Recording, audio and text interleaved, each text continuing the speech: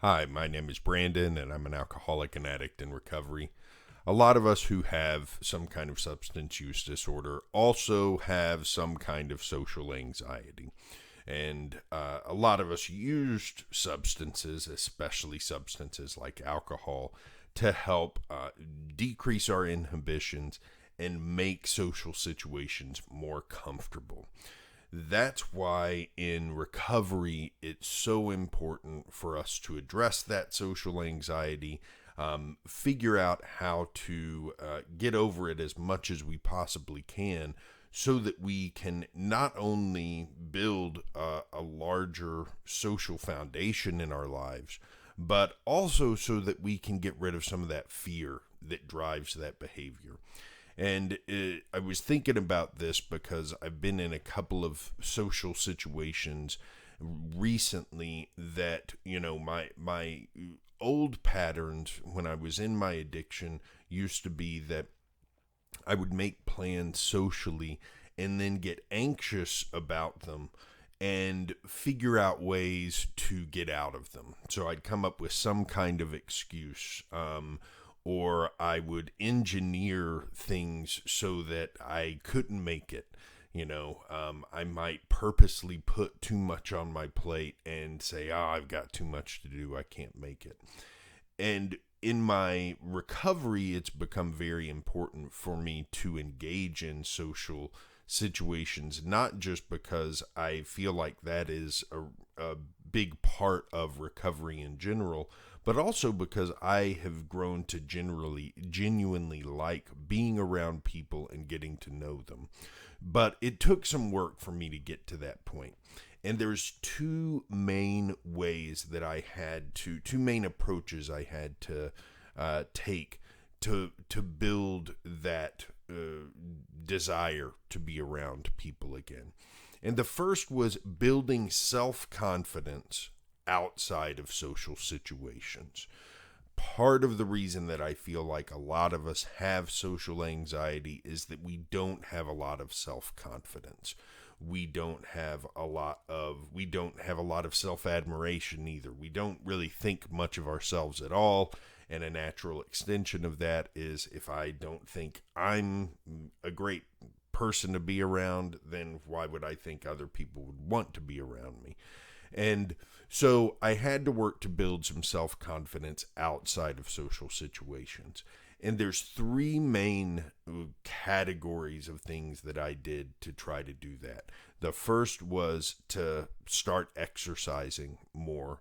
The second was to eat more healthfully. So when I'm exercising, when I'm eating better, that raises my confidence. And this is important because at this point in my life, because of a lot of different factors that I won't get into, I'm very overweight. And so I'm very conscious of that when I go out and see other people. And I can find myself feeling self-conscious about it and not really, and feeling a little ashamed about it. And what I have to do is say, okay, well, what's the right thing for me to do there? What's the right reaction to that? And the right reaction is to just exercise and eat healthfully and work on getting the weight off. And when I do that, then the impact on that in social situations decreases. So all of a sudden, me being overweight isn't something that I need to be ashamed of. It's something that I'm working on, and I actually find that I can identify with a lot of people by doing that, because there's a lot of people out there who are working on losing weight. So that gives us something to talk about, something to come together on. And it actually gives us something to discuss and bond over. The other thing that I did to build self-confidence outside of social situations is working a program of spiritual action. For me, that's the AA program. For other people, it might be Refuge or Smart Recovery, or it might be just going to church and really engaging in a spiritual, religious lifestyle. Now, that is, a personal preference, but I do think it's important to have some kind of program that you're working to build yourself up spiritually, and to, improve yourself and the way that you interact with the world around you, rather than just staying stagnant. So those are the three things that I did to build self-confidence outside of social situations. The other thing to make me more comfortable in social situations and then to actually desire being in them was to develop a curiosity about other people. And this is my favorite, one of my favorite things about recovery.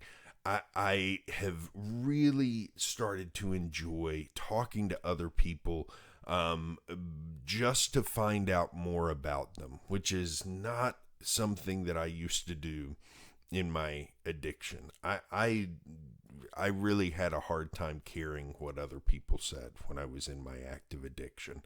But in recovery, I've developed, and it almost happened automatically, developing this curiosity about what are other people's lives like? What makes them tick? What are they passionate about? Where are they from? How did they go from here to here in their lives? And so to do this, I kind of had to figure out, well, what is it that I enjoy talking with other people about? Do I like talking with people about music? Do I like talking with them about art? Do I like talking with them about politics? I don't, especially not right now. But do I like talking with them about cars, whatever, sports, whatever it is? Figure out what you like talking with people about. I like to know, where did people grow up? What was it like there? I like to explore, how was that different from where I grew up? And how did it change the way that they did things in their lives? And as I do this, I start to develop ideas about what I want to learn about other people. And then I have this big list of questions that I can ask in social situations. Now, a lot of times, I don't even have to ask those questions. A lot of times, the conversation flows naturally, and there's no need to, look in my mental bank and find these questions that I want to ask people. But sometimes it's helpful to guide the conversation and to know when you get to those places that everybody likes to avoid, the awkward silences, to know the kinds of questions you can ask to fill that. And that development of a curiosity in other people has really helped eliminate a huge part of my social anxiety. I have an event this morning that I'm going to. It's a breakfast with a group of people that I think I might know, like maybe two of them, and the rest are going to be strangers. And that is normally, in my addiction, that's the kind of event that I would have tried to get out of. Like, I would have canceled it yesterday. And I would have made excuses for myself and given the person lots of excuses. And I would have been disappointed in myself for doing that, because I would have known that I was doing it because I just didn't have the confidence that I needed to go do it. Now, I even though I still feel a little bit of anxiety about it, I still, there's always a little bit of nerves associated with meeting new people. At least so far for me, that's the way it is. But it pales in comparison to the joy that I get from going and actually meeting new folks, introducing myself to new people who I can then potentially learn something from. And that's been part of the magic of recovery for me, and one of the most important gifts that I've gotten from recovery. So that's it for today. I hope you have a great one. I'll be back here tomorrow with more.